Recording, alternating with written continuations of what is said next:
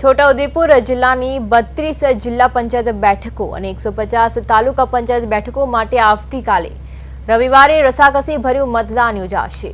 બોડેલી નગરપાલિકાની પણ પ્રથમ વખત ચૂંટણી યોજાઈ રહી છે, જેને લઈને મતદારોમાં અનેરો ઉત્સાહ છે। ચૂંટણી વિભાગ દ્વારા પ્રિસાઇડિંગ અધિકારીઓ, પોલિંગ સ્ટાફ અને પોલીસ કર્મીઓને પોતપોતાના નિયત મતદાન મથકો તરફ રવાના કરવામાં આવ્યા છે। मतदान मथकों पर कोई अनिच्छनीय बनाव न बने અને મતદારો કોઈ પણ જાતના ડર વગર મતાધિકારનો ઉપયોગ કરી શકે તે માટે તંત્ર દ્વારા કડક સુરક્ષા વ્યવસ્થા ગોઠવવામાં આવી છે। જિલ્લાના સંવેદનશીલ મતદાન મથકો પર વિશેષ પોલીસ બંદોબસ્ત તૈનાત કરવામાં આવ્યો છે। વહીવટી તંત્ર દ્વારા તમામ લોજિસ્ટિક્સ અને માનવબળના આયોજન સાથે આવતીકાલના લોકશાહીના પર્વને સફળ બનાવવા માટેની તમામ मथामण पूर्ण कर लेवामां आवी छे।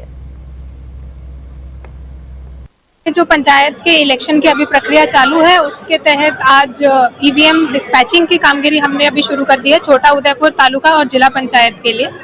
अभी सारे हमारे जितने भी शिक्षक मित्र हैं जो कि presiding officer, assistant presiding officer के रोल में हैं, वो अपने अपने ईवीएम्स लेने के लिए यहाँ पर आ चुके हैं। जैसे ही उनको ऑर्डर्स मिल जाएंगे हम ईवीएम स्टॉल्स पे पहुँचा रहे हैं, यहाँ से कामगिरी चालू कर दी गई।